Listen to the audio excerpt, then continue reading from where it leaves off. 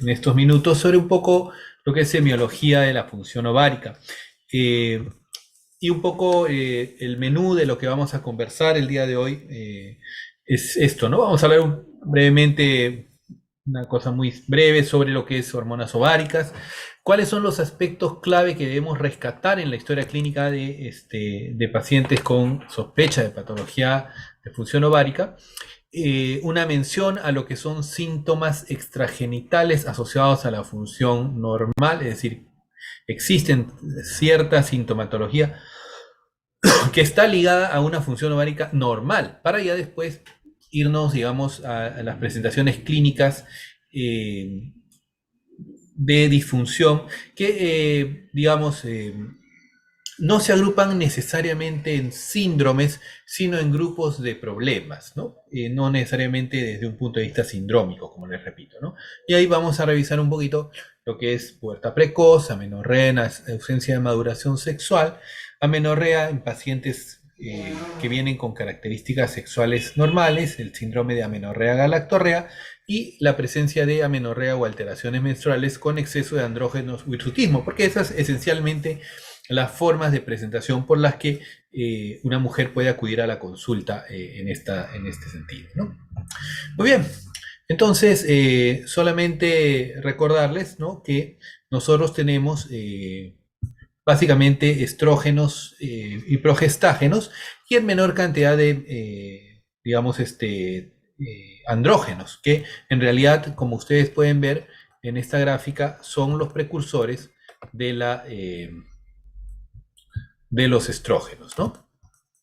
De modo tal que los estrógenos, ¿no?, van a tener como función esencialmente lo que es maduración sexual, ¿no?, desarrollo de lo que es toda la arquitectura, ¿no?, el estroma de la glándula mamaria y el crecimiento ductal, ¿no?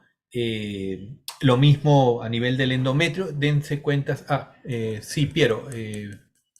Doctor, buenas tardes. Disculpe, creo que no estaba grabando. Ya. Perdón. Corto, claro. Recording in progress. Listo, ahora sí. Bueno, entonces, solo para comentarles un poco que el estrógeno tiene un rol de dar estructura, ¿no? Mientras que la progesterona tiene un rol más bien de desarrollar glándulas, ¿no? Así que bueno, entonces el estrógeno tiene un rol en lo que es el desarrollo mamario, en lo que es el desarrollo endometrial, en lo que es la distribución ginecoide de la grasa corporal, el crecimiento y el cierre de las epífisis. Vean ustedes que esto hace también que generalmente pues la mujer tenga un cierre más temprano de epífisis y por lo tanto una talla menor en general, ¿no? Y también, esto es importante, una disminución de la resorción ósea por paratormona, es decir, los estrógenos garantizan que no haya una resorción del propio hueso, y esto cobra relevancia porque en la menopausia, al tener una deprivación de estrógenos, esta resorción ósea deja de ser inhibida y por lo tanto aparece la osteoporosis posmenopáusica, ¿no? Otro aspecto importante es que tienen cierto efecto procoagulante y esto tenemos que tener mucho cuidado, por ejemplo, cuando se hable de terapia estrogénica en pacientes que tienen diátesis trombótica. Por otro lado, ¿no?, los andrógenos, o la progesterona, perdón, como ya hemos visto, si bien el estrógeno tiene un componente, digamos, estructural, mientras que la progesterona más bien va a tener un efecto en el desarrollo glandular, tanto a nivel de las mamas como en el desarrollo del epitelio glandular de manera cíclica en el endometrio, ¿no? Tiene también un efecto de aumentar la insulina y aumentar la temperatura corporal. Tan es así que, digamos, a partir de la ovulación aumentan los progestágenos, aumenta la temperatura corporal, y esto es utilizado de manera muy ineficaz, por cierto, como un método de control, un método anticonceptivo, ¿no? Es el método, lo que le llaman el método de la temperatura, ¿no? Es decir, digamos, se tiene un registro y en el momento en que sube medio grado, digamos, se asume que son los días fértiles, ¿no? Sin embargo, esto tiene un rol extremadamente limitado. Luego, la presencia de andrógenos, testosterona, androstenediona y de hidroepiandrosterona, no tienen un rol muy claro.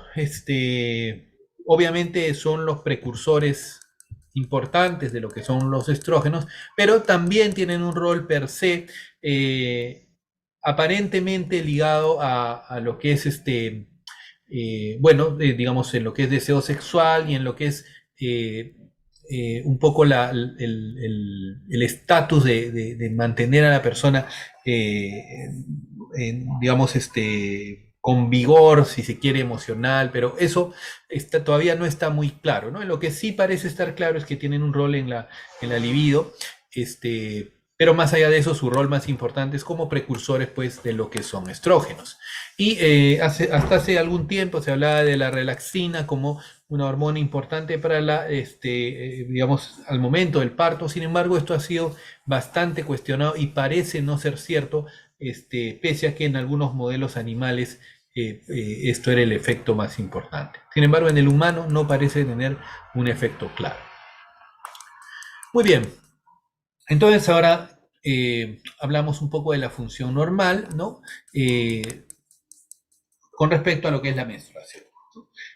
La menstruación tiene una mediana, ustedes agarran la distribución de todos los periodos menstruales de las mujeres del mundo, el punto medio va a ser de 28 días, ¿no? Y esto oscila entre 25 a 35 días, con una fase folicular que es, digamos, variable, y la fase luteal, es decir, a partir de la ovulación, relativamente constante en alrededor de 14 días. De modo tal que ya esto lo hemos visto en la primera sección de nuestras historias clínicas, ¿no? Nosotros tenemos que identificar si la persona tiene hipermenorrea, que es lo mismo que menorragia, que es un sangrado menstrual excesivo, si tiene hipomenorrea, si es un sangrado escaso, si tiene polimenorrea, es decir, polimenorrea significa muchos ciclos, es decir, que hay un intervalo muy corto entre ciclo y ciclo. Y esto lo definimos como un ciclo menstrual por debajo de 21 días. Mientras que oligomenorrea, oligo es poco, o sea, tiene pocos ciclos en el año, es decir, ciclos muy espaciados, cuando aquellos ciclos duran por encima de 35 días. Amenorrea, desde el punto de vista clínico, es si una mujer no ha menstruado por encima de 6 meses, ¿no? A su vez, la amenorrea puede ser primaria o secundaria, ¿no? Amenorrea primaria si la mujer nunca ha menstruado, mientras que la amenorrea secundaria es cuando la paciente ya empezó a menstruar, ¿no? Metrorragia es cuando tenemos un sangrado anormal entre ciclos normales, y dismenorrea es el dolor cólico asociado a la menstruación, ¿no? Todos estos conceptos lo hacemos de rutina ya en nuestra historia ginecobstétrica. Así que esto es solamente recordar un poquito eso, ¿no? Y como siempre, claro, siempre importante recordar al momento de elaborar una historia clínica la menarquia, ¿no? El régimen catamenial, que ya hemos comentado, el régimen catamenial es el número de días que menstrua una mujer dividido entre el intervalo entre menstruación y menstruación. Es decir, si una mujer menstrua 3 días cada 28 días, decimos que el régimen catamenial es de 3 sobre 28, ¿no?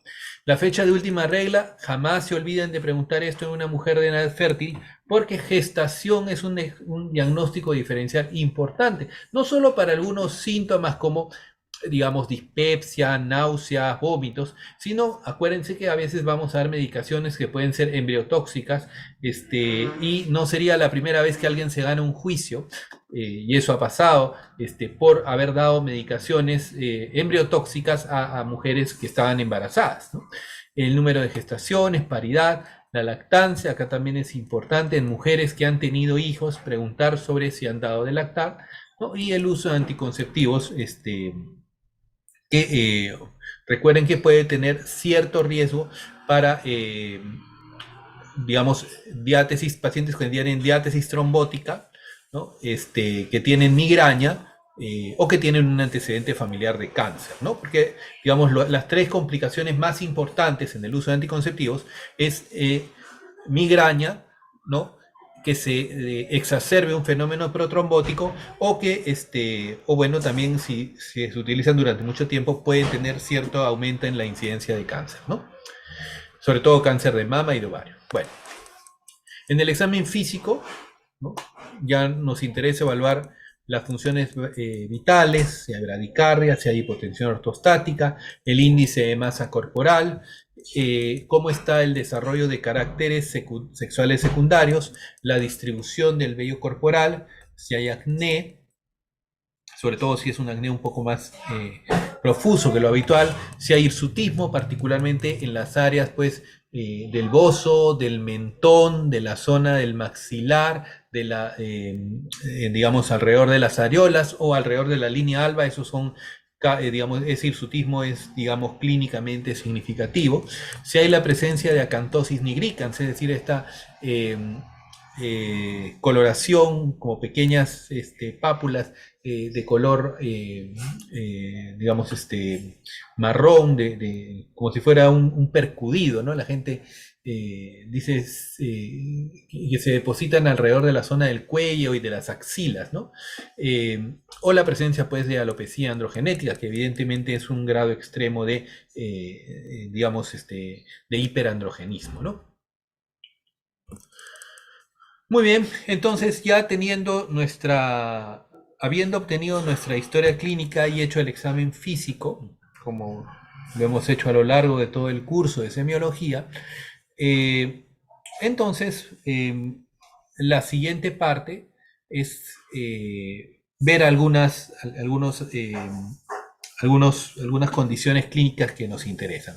Entonces, miren, vamos a empezar con síntomas asociados a función menstrual normal, es decir, pueden existir síntomas relacionados a las variaciones hormonales, pero que no signifiquen patología. Y esto es el síndrome premenstrual, ¿no? Entonces, el síndrome premenstrual, que es una condición muy frecuente, encontrada, no es una enfermedad, en realidad es simplemente una exacerbación de síntomas que ocurren en los días previos a la menstruación, ¿no? O sea, no significa disfunción ovárica, ¿no? Y bueno, básicamente, digamos, tiene dos grandes grupos de síntomas, ¿no? Son los síntomas afectivos y los síntomas somáticos. Y nosotros identificamos síndrome premenstrual si ocurre alguno de estos síntomas, ¿no? Durante los 5 días previos a la menstruación en los últimos 3 ciclos menstruales. Entonces, lo que se va a quejar la paciente es lo que nos va a decir, bueno, si tiene, digamos, episodios de hostilidad, de agresividad, pueda tener ansiedad, confusión, depresión, irritabilidad, ¿no? Aislamiento social, y estos son, digamos, síntomas considerados afectivos, ¿no? Y como síntomas, desde el punto de vista somático, va a tener balonamiento abdominal, va a tener aumento va a sentir, ¿no? Va a acudir por tumefacción mamaria, dolor de cabeza, dolores musculares o articulares, edema de las extremidades o ganancia de peso, ¿no? Entonces, esto tiene que ocurrir, cualquiera de estos síntomas, de manera consistente en los últimos 3 meses y después registrarse prospectivamente durante 2 meses más, ¿no? Y esto generar una disfunción social, académica o laboral en la paciente, ¿no? Ahora, también es cierto que ya no siendo una patología ovárica, puede llegar a ser incluso una patología de salud mental. Y en este caso, digamos, en los casos más extremos, hablamos de lo que se denomina recientemente trastorno disfórico premenstrual. Entonces, ¿qué cosa es el trastorno disfórico premenstrual? Es la forma más grave de síndrome premenstrual, en la cual básicamente la paciente ya tiene una consecuencia grave desde el punto de vista físico, laboral o de relaciones sociales, ¿no?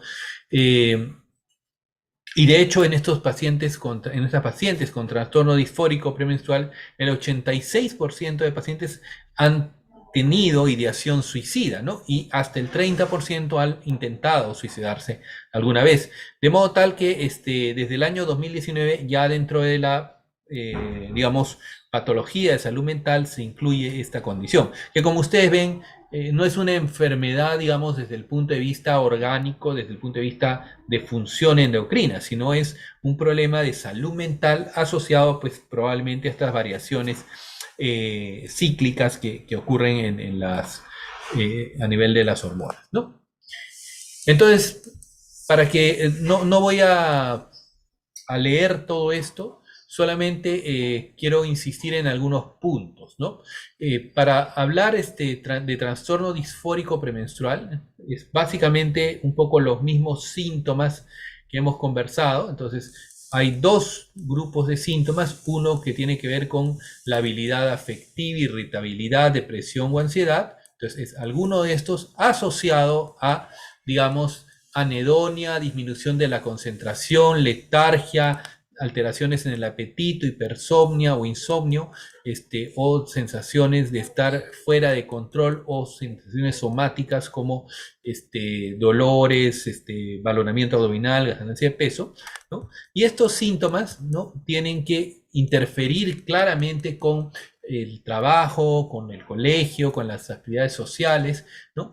Y no estar, pues, ciertamente relacionadas a un trastorno depresivo de fondo, ¿no? Porque estos síntomas pueden aparecer en cualquier paciente con depresión mayor o trastorno de ansiedad generalizada. O sea, tiene que ser solamente, digamos, relacionado a los síntomas previos. Y estos síntomas, además, tienen que pasar luego del periodo menstrual. Es decir, son síntomas que pueden ser muy graves, pero que están limitados al periodo premenstrual, ¿no?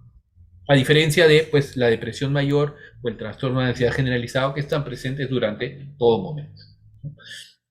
Entonces, es importante identificar este trastorno disfórico, porque esto acá requiere psicoterapia cognitiva, requiere ocasionalmente el uso de anticonceptivos o el uso de antidepresivos, un poco dependiendo del perfil de cada paciente, ¿no? Muy bien, entonces, ya habiendo pasado a la parte de síndrome premenstrual, que básicamente, como les repito, es una condición más bien de salud mental asociado a función ovárica normal, ahora sí vamos a ver alteraciones o presentaciones clínicas de disfunción a nivel ovárico. Y entonces nosotros tenemos, digamos, 5 grandes presentaciones clínicas de esta condición, ¿no? Uno es la pubertad precoz, dos es la amenorrea en ausencia de maduración sexual, es decir, una mujer que ni tiene características de maduración sexual ni finalmente llega a menstruar. Otra situación es amenorrea en pacientes con características sexuales normales, amenorrea con galactorrea y amenorrea o alteraciones menstruales con exceso de andrógenos, ¿no? Muy bien, entonces, empezando con lo que es la pubertad precoz, ¿no? Se define como, y esto hay cierta variación en los criterios, pero en general se plantea como un desarrollo puberal antes de los 8 años, ¿no? Teniendo en consideración que entre los 6 y los 8 años podrían aparecer de manera aislada un poco de vello púbico, ¿no?, pubarquia, o la aparición del botón mamario, la telarquia, ¿no? Entonces esto no significa pubertad precoz, ¿no? Hay que diferenciarla de la pseudopubertad precoz, ¿no? En la pseudopubertad precoz aparecen, digamos, tempranamente, pero vamos a encontrar clitoromegalia, hiperandrogenismo, ¿no? ¿No? Acné, en fin, y esto ya no corresponde a pubertad precoz, sino esto es pseudopubertad precoz, ¿no? Y esto nos habla más bien de un trastorno suprarrenal, ¿no? Y otro aspecto importante es que, digamos, ¿cuándo buscar una normalidad cerebral? Porque muchos de estos casos de pubertad precoz, no muchos, ¿no?, pero algunos de estos casos están relacionados a la producción anormal de FSH, LH o algunos tumores cerebrales, ¿no? Sin embargo, hay que reconocer que esto se da prácticamente en forma exclusiva en el grupo de pacientes con pubertad precoz por debajo de los 6 años, ¿no? Entre 6 y 8 años prácticamente es casi nula la probabilidad, ¿no? Entonces, digamos, para hablar de patología del sistema nervioso central como causa de pubertad precoz, generalmente es debajo de los 6 años, ¿no? Y como les decía, hay cierta variación racial. Por ejemplo, hay estudios, no hay estudios en población americana nativa, me refiero a población indígena. Lo que hay son algunos estudios ya antiguos en población americana comparándola con población afroamericana, y se ve pues que, como ustedes ven, es claramente hay un desarrollo más temprano de los caracteres sexuales secundarios en población afroamericana, ¿no? Y bueno, solamente para comentar que, bueno, lamentablemente uno de los casos documentados más, más citados en la literatura es el caso de esta niña que se llamaba Lina, y que no solamente tuvo una pubertad precoz documentada, sino que a los 5 años tuvo un bebé, ¿no? Es decir, no solo fue un caso, digamos, de pubertad precoz a una edad bastante corta, sino que además, digamos, es uno de los pocos casos en los que se ha documentado una gestación tan temprana, ¿no? Lamentablemente esto nunca tuvo una condena porque se creyó que era una cuestión de milagros y cosas así, ¿no? Pero bueno, este es un caso excepcional, desafortunadamente hecho en Perú, ¿no? Muy bien. Ahora, hay que diferenciar ciertamente la pubertad precoz de la pseudopubertad precoz, ¿no? Entonces, generalmente, digamos, en la pseudopubertad precoz aparecen alteraciones generalmente a nivel genital, ¿no? Puede haber genitales ambiguos, puede haber irregularidades menstruales, puede haber clitoromegalia, hirsutismo. Entonces, todo eso nos debe alejar la posibilidad, pues, de pubertad precoz, y más bien hablar de pseudopubertad precoz, ¿no? Y puede ser también en el caso de tumores productores de hormonas, ¿no? Tumores básicamente productores de HCG o de esteroides sexuales, ¿no? Muy bien, entonces ya hemos visto pubertad precoz, ahora vamos a ver amenorrea en ausencia de maduración sexual, es decir, viene una niña de repente a los 15, 16 años, porque no tiene, los familiares o ella los traen porque no menstrua, pero además, pues, no vemos desarrollo de caracteres sexuales secundarios, ¿no? Entonces, una de las cosas importantes es identificar síndrome de Turner, ¿no? Que es una condición relativamente común, ¿no? Que es mucho más frecuente que las otras, ¿no? Que la hiperplasia adrenal o que la agenesia gonadal, ¿no? Y es una condición relativamente común en la que solamente hay un cromosoma X. Entonces, lo que vamos a encontrar es esto, ¿no? O sea, este fenotipo característico en el cual la pacientita va a tener cuello alado, ¿no? Eso es lo que se denomina cuello alado,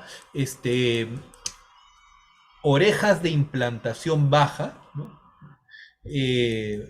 Una separación amplia entre los pezones, lo que se denomina cubitus valgus, es decir, vean ustedes cómo los brazos se separan, y algunas anormalidades congénitas que nos interesa saber porque estos pacientes tienen mayor riesgo de coartación de aorta, válvula bicúspide o riñones en herradura, ¿no? Fuera además de que lógicamente no tienen digamos prácticamente tejido ovárico, y pues tienen amenorrea e infertilidad.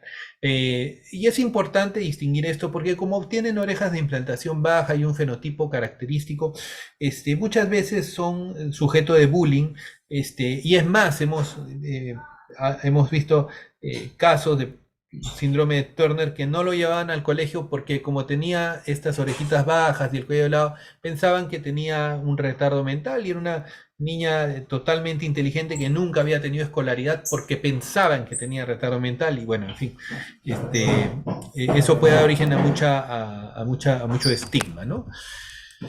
Entonces, síndrome de Turner, digamos, es una de nuestras principales preocupaciones cuando una niña llega sin caracteres sexuales secundarios y sin menstruación, ¿no?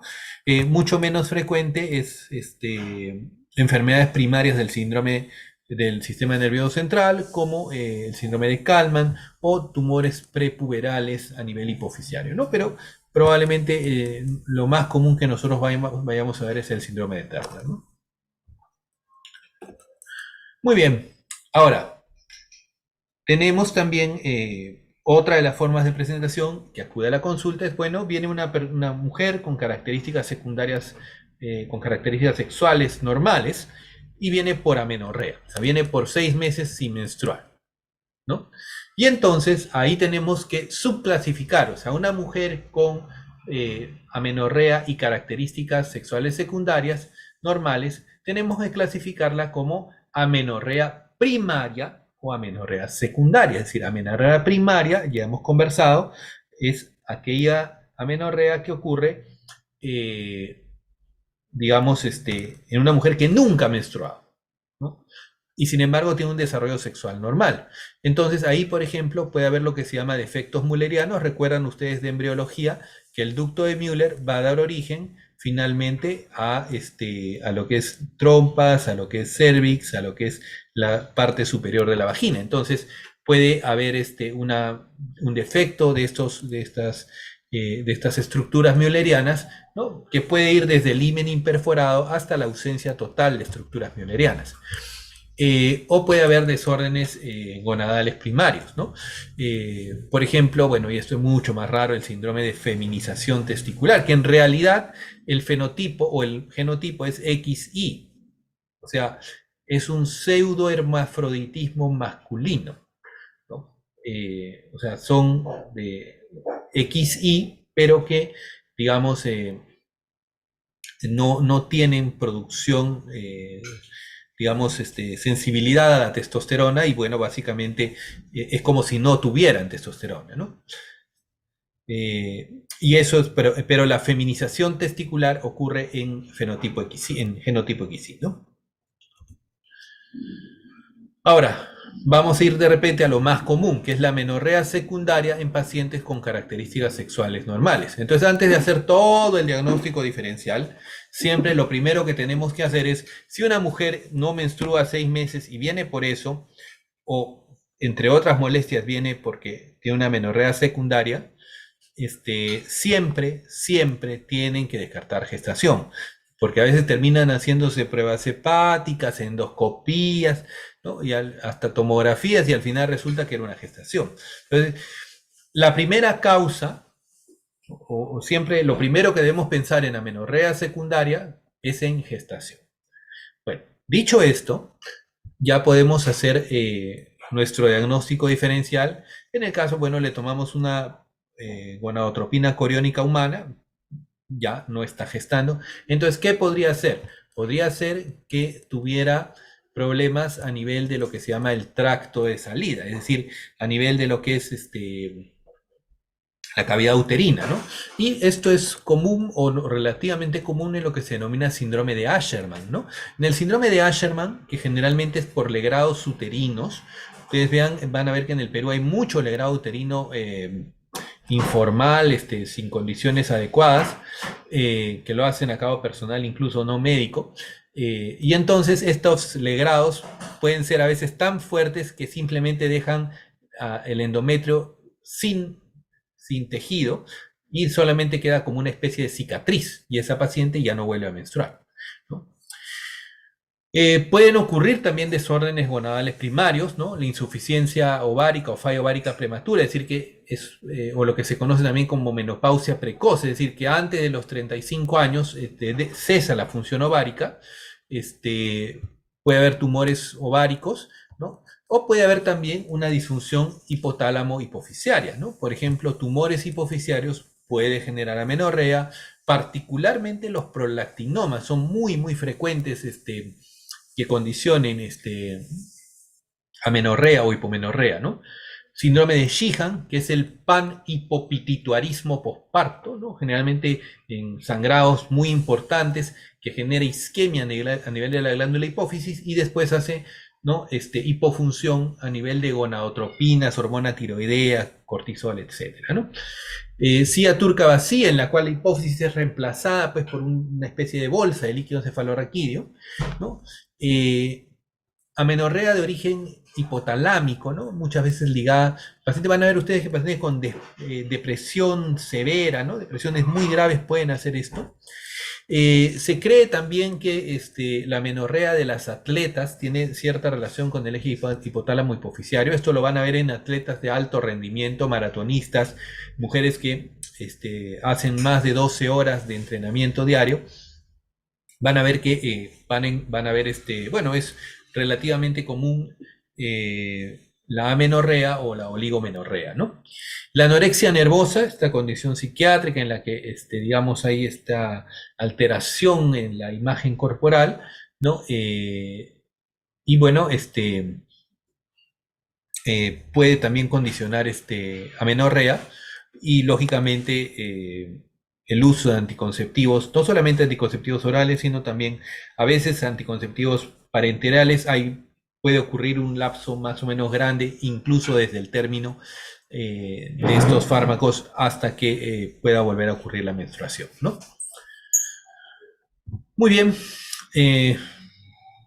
La otra cosa que es amenorrea con galactorrea, o sea, el síndrome de amenorrea-galactorrea, lógicamente, pues, excluyendo gestación, que es la causa más común, ¿no?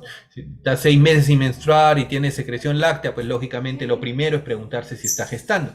Sin embargo, si la mujer no está gestando, largamente la condición más frecuente de esto es prolactinomas, ¿no?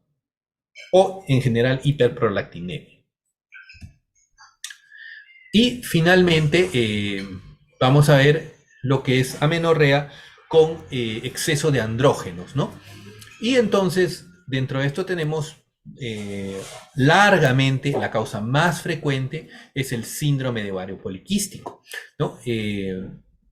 Ya las otras condiciones, hipertecosis, tumores ovarios androgénicos, o lo que se llama el luteoma del embarazo, es el cuerpo lúteo que crece exageradamente y puede generar cierto grado de hirsutismo en el embarazo, son condiciones muy, muy infrecuentes, ¿no? Tal vez causas adrenales, sí podemos tener algunas, sobre todo síndrome de Cushing, ¿no? Y en particular el síndrome de Cushing por esteroides exógenos, que es el más común que vemos. Y menos frecuentemente hiperplasia adrenal o tumores adrenales productores de estrógenos, ¿no?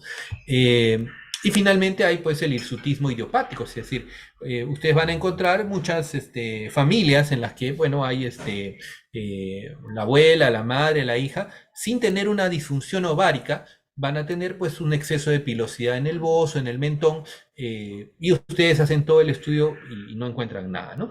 Que no es tan infrecuente, ¿ah? La posmenopausia también tiene un estado de hiperandrogenismo y algunas medicaciones, particularmente de fenitoína, ¿no? Que se usa mucho en la parte de convulsiones. Pero, digamos, si ustedes globalmente hacen un balance, digamos, la causa dominante, ¿no? De amenorrea con hiperandrogenismo es largamente el síndrome de ovario poliquístico, que es un poquito lo que vamos a desarrollar, ¿no? Entonces, el ovario poliquístico es la anomalía endocrina más frecuente de la mujer en edad fértil y se cree que tiene pues un cierto grado de disfunción del eje hipotálamo hipófisis ovárico, ¿no? Y se caracteriza por esta, digamos, combinación de disfunción menstrual, anovulación y signos de hiperandrogenismo. Una cosa interesante, importante y que siempre deben buscar en sus pacientes es que esto se asocia a hiperinsulinemia, a resistencia a la insulina y a obesidad, ¿no? Entonces, es frecuente que hay una ligazón entre obesidad, hiperinsulinemia, resistencia a la insulina y el desarrollo de ovario poliquístico. Tan es así que muchos tratamientos originalmente diseñados para la diabetes, como la metformina, se usan también en ovario poliquístico, ¿no? Y bueno, no, el síndrome de ovario poliquístico, una cosa es el ovario poliquístico como hallazgo ecográfico, es decir, que encontremos más de 20 folículos ováricos, y otra cosa es el síndrome de ovario poliquístico. Es decir, no toda mujer que tenga quistes en el ovario tiene síndrome de ovario poliquístico. Este síndrome involucra además, ¿no? Alteraciones menstruales e hiperandrogenismo. Entonces, estos son, digamos, los famosos criterios de Rotterdam para el diagnóstico de ovario poliquístico, que básicamente involucra 2 de 3, ¿no? Uno, signos de oligoovulación o anovulación, básicamente manifestado como oligomenorrea o amenorrea. Es decir, la mujer o no ha menstruado 6 meses o más o tiene periodos menstruales muy separados. Ese es una de los criterios. El otro criterio es evidencia de hiperandrogenismo, ¿no? Que puede ser clínica o bioquímica. Entonces, el hiperandrogenismo clínico es la presencia, pues, de pilosidad en la región del bozo, el mentón, alrededor del pezón o en la zona de la línea alba. Sin embargo, vean también que esto es, digamos, el hiperandrogenismo clínico que está ligado, digamos, a ovario poliquístico. Pero tengan cuidado porque hay algunos datos de alarma. Si, por ejemplo, ven que la mujer tiene un aumento de masa muscular o la voz se torna grave o se genera clitoromegalia, inmediatamente eso de acá no es, pues, no es un hiperandrogenismo, digamos, ligado a ovario poliquístico. Esto necesariamente va a estar relacionado a hiperplasia adrenal congénita o a tumores productores de andrógenos, ¿no? Y bueno, y regresando entonces, el hiperandrogenismo puede ser clínico, por básicamente aumento de la pilosidad, como ya hemos comentado, o bioquímico, es decir, medimos testosterona libre de hidroepiandrosterona, ¿no? Entonces, el hiperandrogenismo puede ser clínico o puede ser bioquímico. Entonces, la segunda característica, hiperandrogenismo. Entonces, primero, oligomenorrea o amenorrea. 2, hiperandrogenismo, clínico o bioquímico.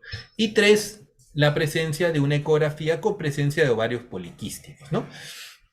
Ciertamente tenemos que descartar hiperplasia adrenal congénita, tumores secretores de andrógenos, síndrome de Cushing, hipotiroidismo o hiperprolactinemia, que son condiciones también relacionadas a oligomenorrea, ¿no?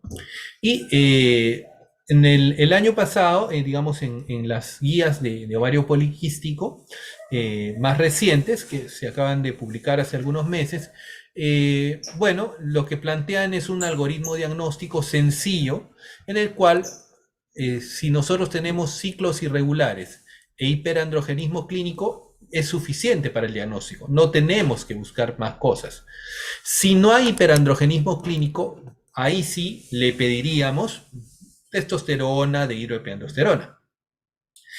Y si ya tenemos estas dos, o sea, si tenemos ciclos irregulares con hiperandrogenismo clínico o bioquímico, es suficiente para el diagnóstico. Pero si solamente hay uno de los dos, ahí sí podemos solicitar una ecografía para ver la presencia de ovarios poliquísticos, ¿no? Esto nos permite ser racionales, ¿no? O sea, es decir, no le pedimos, ¿no? Digamos, la práctica muchas veces en la práctica privada, tal vez es, ya, viene una mujer y le pides todo, le pides dehidroepiandrosterona, testosterona, ecografía, en fin. Pero, digamos, basta con tener un diagnóstico clínico de hiperandrogenismo e irregularidad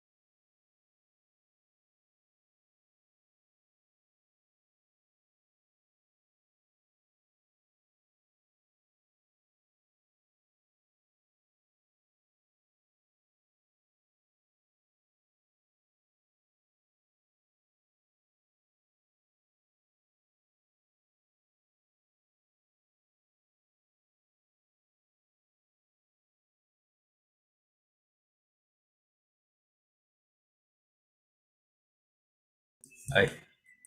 Ya. Van a disculpar, pero se había...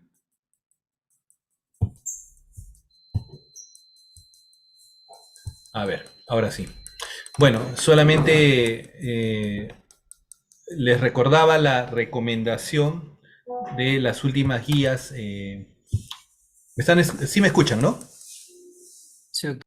Sí, Este es el doctor. último slide que creo que no se logró visualizar bien, que era cuando ustedes tengan la sospecha, digamos, basta en general con que una mujer en edad fértil, lógicamente han excluido sobre todo hipotiroidismo, hiperinsulinemia y aumentos en la prolactina, ¿no? Que son, digamos, las más relevantes clínicamente, pero si hay amenorrea u oligomenorrea y tenemos hiperandrogenismo clínico, es suficiente para el diagnóstico. Si no hay hiperandrogenismo clínico, podemos sí hacer algunos test bioquímicos, sobre todo testosterona, dehidroepiandrosterona o testosterona libre. Y si tenemos alguna duda, ahí podemos hacer una ecografía, ¿no? En general, pero si ya tenemos, lo más común es que tengamos hiperandrogenismo clínico bioquímico asociado a irregularidades menstruales y eso debería bastar para lo que es el diagnóstico de síndrome de ovario poliquístico, ¿no?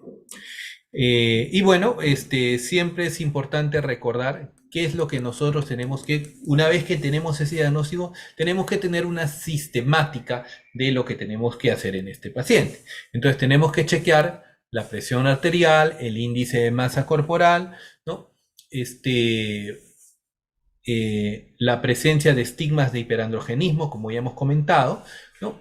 Excluir otras causas de hiperandrogenismo, particularmente problemas a nivel de hormona tiroidea, de prolactina, ¿no? Y hacer, sobre todo en el Perú, y si es una, digamos, sobre todo si tiene sobrepeso, al menos por lo menos una glucosa y de ser posible, sobre todo si tiene si tiene antecedentes familiares, si ya tiene hiperinsulinemia, hacer un test de tolerancia a la glucosa para identificar si hay diabetes mellitus, ¿no? Muy bien, bueno, eso es lo que queríamos comentar, así que es una pena que se haya habido este pequeño contratiempo, pero nos quedan 2 minutos para cualquier pregunta.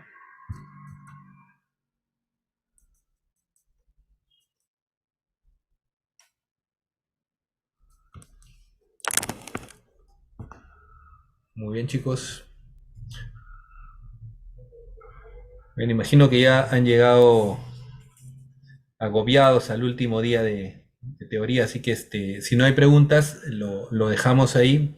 Y bueno, mucha suerte para su examen del día jueves. Nos vemos entonces.